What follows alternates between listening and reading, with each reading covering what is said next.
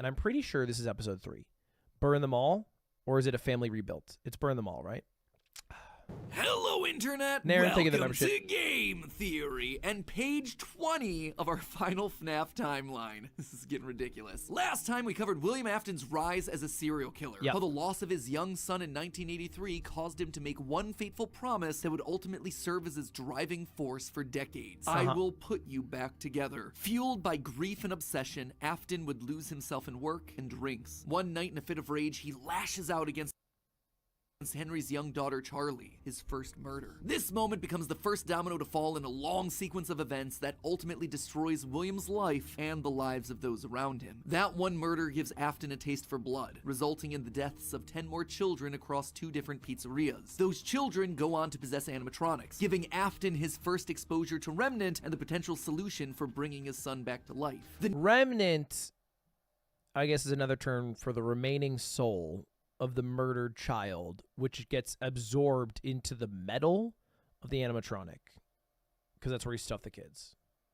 need to learn more about this miraculous power leads him to produce the Funtime animatronics, as well as their capture devices. Robots designed to bring kids to him for experimentation and collection of more Remnant. Except there was one thing that he didn't account for: his daughter's curiosity. He made the robots too appealing, and it would cost him Elizabeth's life. Now with 2 children to put back together, Afton was more desperate and crazed than ever, returning to defunct pizzerias to steal the possessed metal still living inside their walls. What he didn't account for, though, were the ghosts, forcing him to pay for the sins of his past. When last we left him, William was spring-locked, bleeding to death behind a secret wall. Gone, but certainly not forgotten, as we're about to see in today's video. Today we're finishing up chapter 2 of our story, wrapping up the Afton era. Over the next 6 pages, we switch our focus to the other main character of the franchise, Mike, a young boy dealing with the fallout of a stupid childhood decision with tragic consequences. A young man whose life is best described as collateral damage, caught in the blast radius of William's whirlwind of destruction. Now, before we begin, let me just rip off the band-aid now. We won't be finishing the timeline today. I know.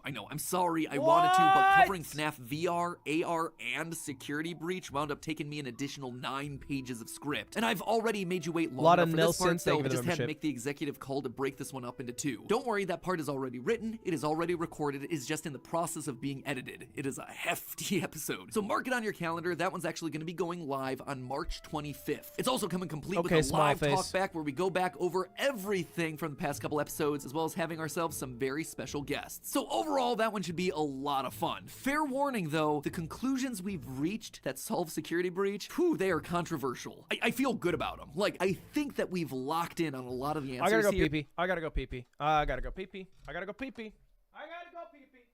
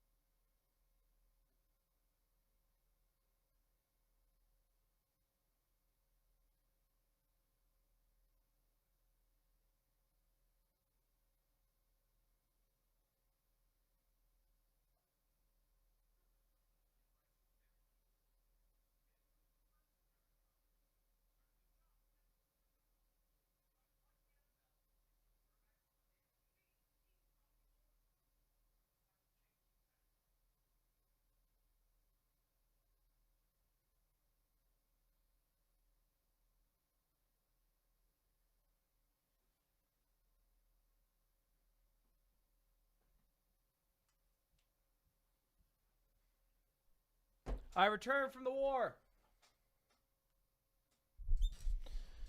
All right.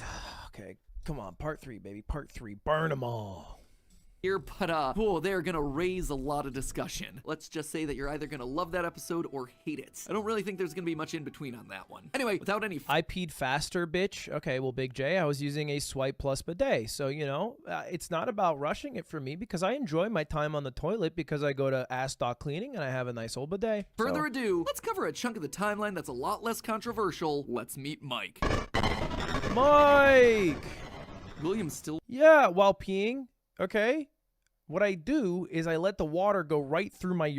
Let's not worry about the details, actually. Wasn't back. Weird. Michael knew his father sometimes traveled for work, disappearing for days on end, but usually there was some sort of notice, a phone call, a post-it, something. It's not like Michael and his father were close, far from it, but as a household of two suffering men coping with years of tragedy and loss, there was at least some element of communication between the two of them. They were united by a name and a shared pain. This time, though, things felt different. William had left nothing. His absence was longer. Thank you, no Fire, for check-ins, joining no the PC. updates, just silence. Something had happened. If there was one thing Michael knew about his father, it was that he had contingencies, safety checks, backup plans. His father was a careful and guarded man. He held his cards close to his chest, and as such, William had prepared him in the event that something like this ever happened. Normally, his father kept his home office locked, but in the event of an unexpected, prolonged absence, Michael had been instructed to enter his father's office and look behind an empty set of shelves mounted in the corner of the room. Rolling his eyes, Michael entered the office. He never fully understood how William was able to spend so many hours of his days locked up in here. There was just nothing to do. Most of this place was empty. He dragged himself over to the shelf in the corner, expecting to find an emergency contact list, a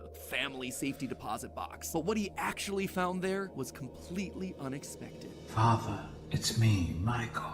I did it. I found it. It was right where you said it would be. The shelf swung open and revealed a giant industrial elevator, one that led straight down into an underground bunker. But that was impossible. Hidden inside his childhood home was a secret entrance to an enormous underground science lair? It didn't make any sense. Seriously, it didn't make any sense. And yet, here it was, mapped directly underneath the floor. That's huge. That is huge. Michael's dumb as fuck. No offense. Dad, why are there construction workers outside? No, it's the neighbors. What?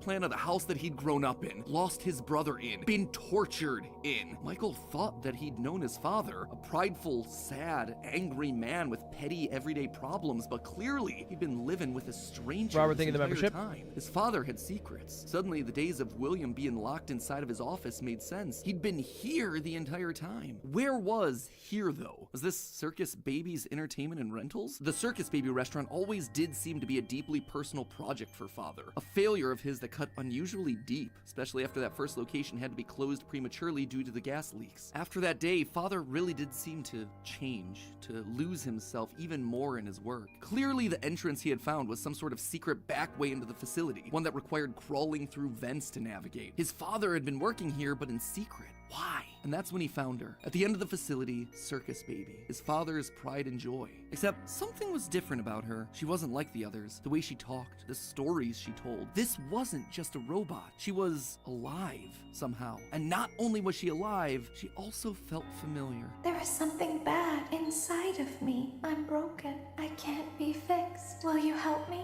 Was this his sister? William's baby girl? But how? Why? What was this place? He dug around some old files and found blueprints outlining the features of these animatronics. Storage containers, voice mimicking, parental tracking. And was that a child in Freddy's stomach? Was his father collecting and experimenting on kids? Were all the rumors that he'd heard throughout his past actually true? That the animatronics came to life at night? That there were murders done in all the pizzerias? That his father had somehow been the prime suspect in all of it? Suddenly, Michael's mind flashed back to his persistent nightmares throughout his childhood. Had he been experimented on too? He knows his sister's dead, right? Does he not know how she died? Like, how brief did William keep this shit?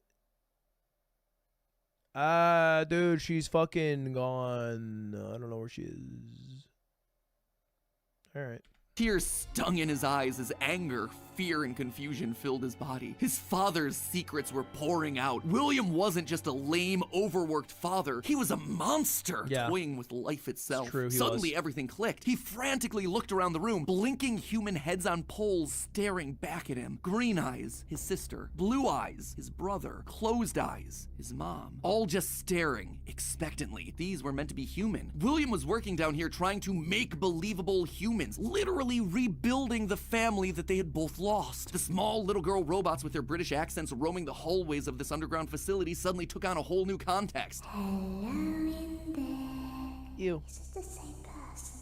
Were those meant to be his sister? A replacement for her? A clone? Was William building clones of his sister? They seemed to know him, after all, to react to his presence. They were all there. They didn't recognize me at first, but then they thought I was you. Why is he British?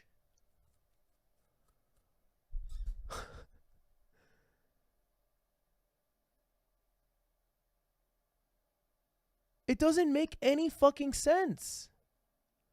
I know I've been stuck on this, but it literally makes no sense at all. They have lived in America for the entirety of their lives.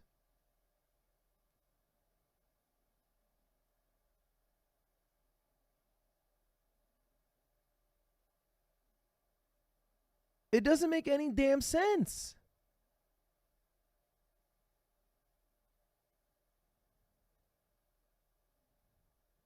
They're maybe homeschooled. Pause. Do you think homeschooled kids don't interact with other humans in America?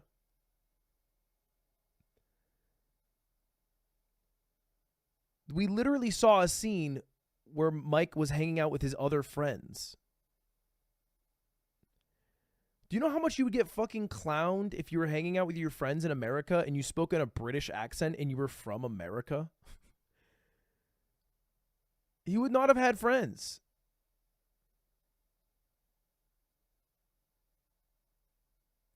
All right, back to it. It is a minor point, but it is pissing me off.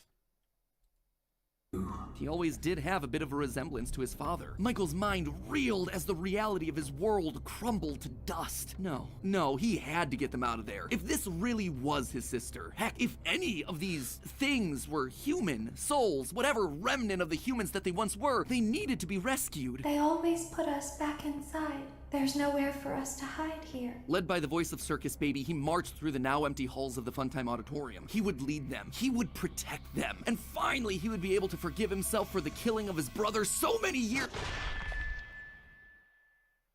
You are in the scooping room now.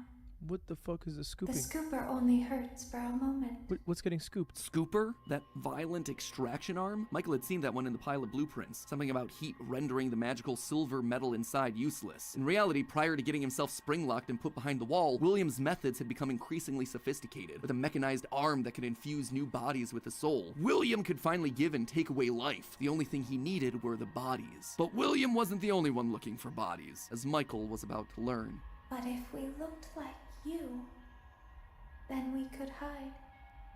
If we looked like you, then we would have somewhere to go. Michael was going to be the hero to help these animatronics, all right. He was going to help the haunted tubes and wires of these animatronics escape, just not in the way that he anticipated. His sister had lied to him, another game of pretend. The scooper plowed forward, digging its extraction arm into his body. As he heard his bones ripping through his flesh, Michael blacked out. But something is wrong with me. I should be dead, but I'm not. For the next several months, Michael's life was not his own. He was forced to comply with the tangle of wires and spirits that lived inside of him. His body felt like an overfilled balloon begging to burst as day by day, week by week, his flesh began to sag and discolor. He was a walking, talking, rotting corpse, alive, but wishing he wasn't. He was a puppet, a walking shell. And while he did his best to conceal his fate, there was only so much a man filled with robot spaghetti could do. The entity in his innards would eventually leave, but by that that point, the damage had been done. His decaying flesh stank, turning him into a literal purple guy. But still, even with no bones, even with rotting purple flesh and begging to die, Michael continued to live. That silvery metal remnant injected by the scooper meant that he couldn't die. His anger also refused to die. What he had seen down there in his sister's location had rocked him to his core. His father had killed and captured dozens. His experiments had killed his sister and then tortured him throughout all his childhood. He was actively trying to build human replicants. He didn't know where his father was, but Michael knew that he was out there somewhere. I've been living in shadows. There is only one thing left for me to do now. I'm going to come find you. Michael had to correct for the sins of his father. He had to make things right. Michael would burn Fazbear Entertainment to the ground. I mean, what else could you do when your skin was permanently purple? Yeah, that's fair. Michael's strategy was simple. He would apply for night security guard positions at the old defunct pizzeria locations. That way, no one ever had to see him or smell him during his shift. Dude, what? Yeah, there's this guy who's applying. He wants to be like a night guard. No, we did like a Zoom call. He's fucking purple, but I think it's fine. Like, what? What job are you getting hired without even like seeing anyone? I guess that's the least crazy part about this. And all these old shuttered locations I didn't even think the place was open. How are they hiring? did need guards. Teenage vandals and squatters were always looking to get inside these abandoned buildings, and yet no one ever really wanted to work an overnight graveyard shift unless they were practically out of options. All right, so they're hiring. It's not. Is it open or is it not open? That's what I can't tell. Enter Mike. One by one, he would take on the job of security guard, changing his name each time to ensure that no one was able to follow his paper trail. Once inside, he could tamper with the animatronics and figure out how they worked, writing about his experiences in his security logbook. So it's not open. He's just a security guard to stop vandals for some reason. There, he would listen to the old tapes where upper management awkwardly welcomed new recruits to their summer jobs, even though he was working there nowhere near the summer months. He heard the gory details of his father's franchise from the outsiders looking in, confused and afraid about what was happening in the walls around them. Sometimes he would see his brother in the form of the Golden Freddy suit. It's me appearing on the walls around him. Except now, there was something else there. He was no longer alone. Another angrier presence was also in the suit, as if two spirits were forced to share the same body. And Golden Freddy would attack him now. It was aggressive. Its vengeance wanted to lash out at anyone with the Afton name, anyone who wore a security guard outfit. Over time, Mike worked his way through the old restaurants, the original pizzeria, the bigger, better Freddy Fazbear's. He spent weeks there looking for clues as to his father's whereabouts, and each time at the end of his week shift, he would then set the location on fire. Remnant can't survive high temperatures after all. So burning away whatever spirit-laden animatronics that still existed inside seemed like a winning strategy. All this revisiting of his past, though, was causing the nightmares to begin again. Hallucinations that brought him back to his childhood. The guilt around killing his brother. His dreams were oddly mixed with the shrill phone calls of the security guard. I'm just shocked that like they keep hiring the security guard who just commits arson and burns the place down, and then they're like, yeah, we got this new guy, and then the place burns down in a week again, and they're like, yeah, we got this new guy, and it's like, you know, obviously you got to suspend disbelief a bit. The logistics of it all are just throwing me off.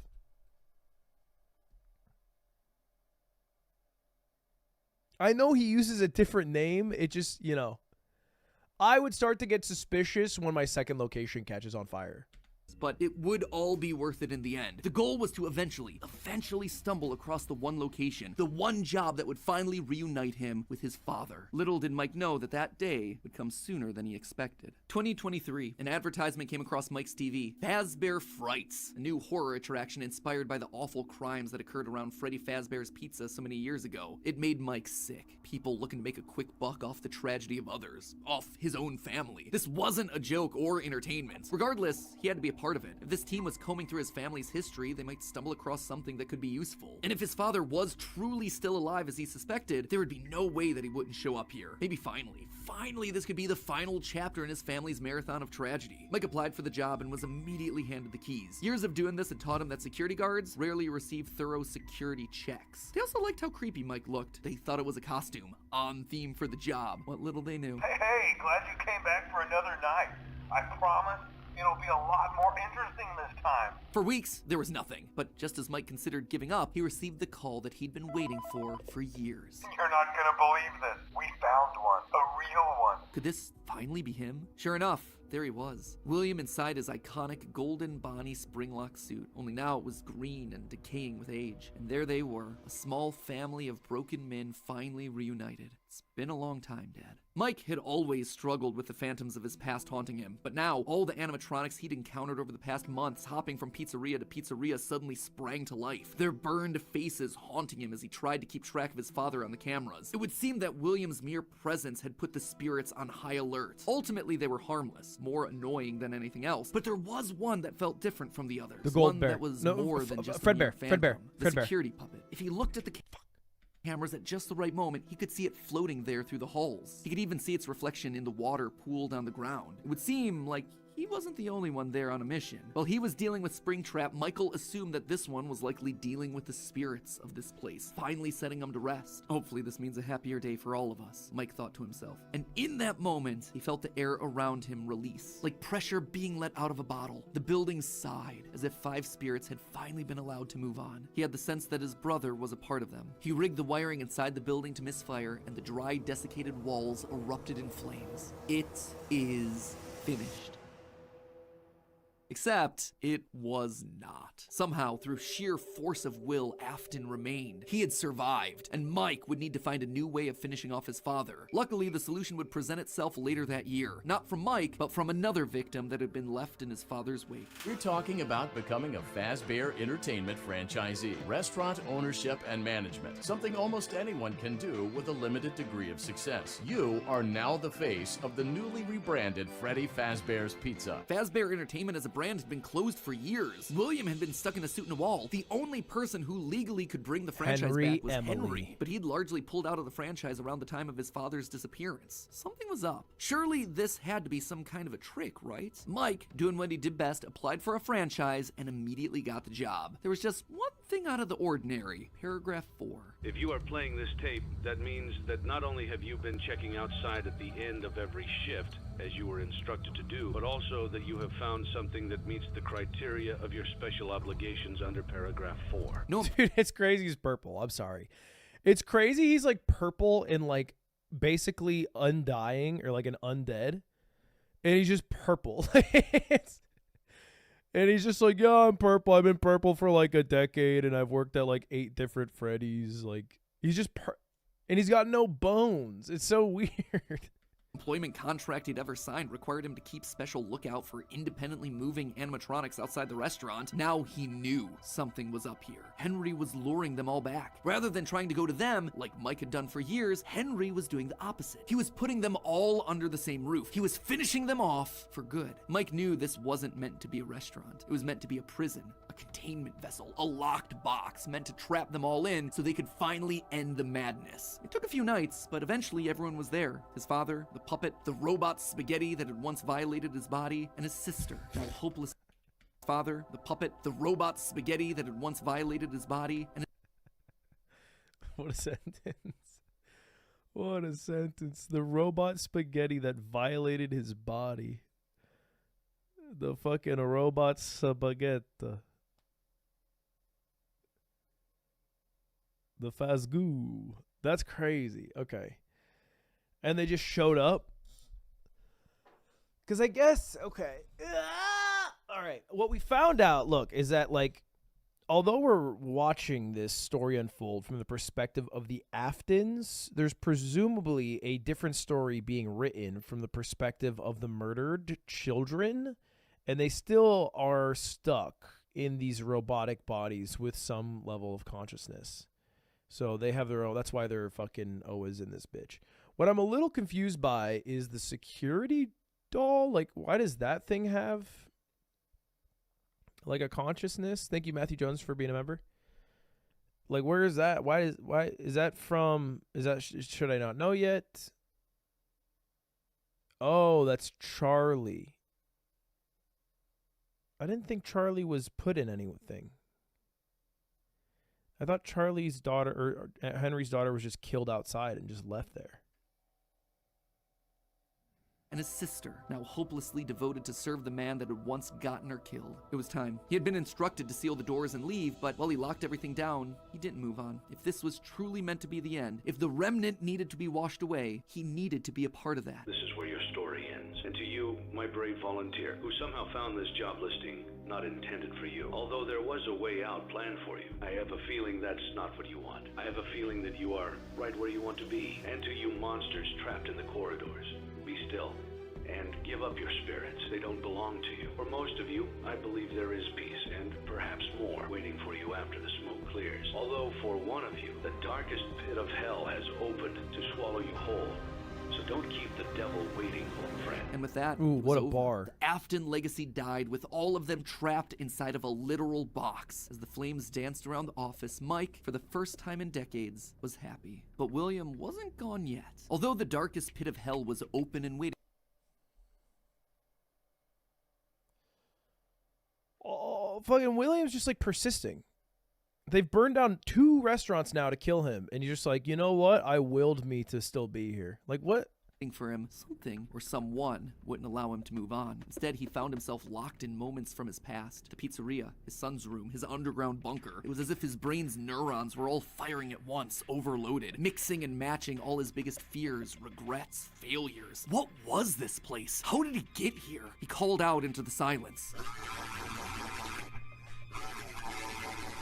Then they started coming. Without warning, animatronics, both new and old, began to jump out at him, bite him, rip him limb from limb. The pain was immeasurable. Make it stop. Make it stop. William, for the first time, longed for death, an end to this torture. Just as it felt like he couldn't take it anymore, everything was quiet again. It was as if the world had been Thank you, reset. Chips. There was a brief moment of quiet, and then the onslaught began again. Dozens of faces from his past I'll watch all the speech, focused on Goopy. him. A waking nightmare that he couldn't escape from. More pain, more ripping. It was his own So this is just a game, right? I'm assuming. So like sometimes I feel like, oh, that's lore. And then sometimes I feel like a game was made and you have to make it make sense in the lore. And this is one of those times where I feel like there was just a game called, I guess, Ultimate Custom Night, where William Afton is getting like especially fucked on by every single doll to ever be made. And then you have to like make that make sense in the lore. And I know it's both, but like it seems more clearly an explanation of the game as opposed to some other things. Not to say it doesn't make sense in the lore, but like the game is literally just there to fucking, yeah.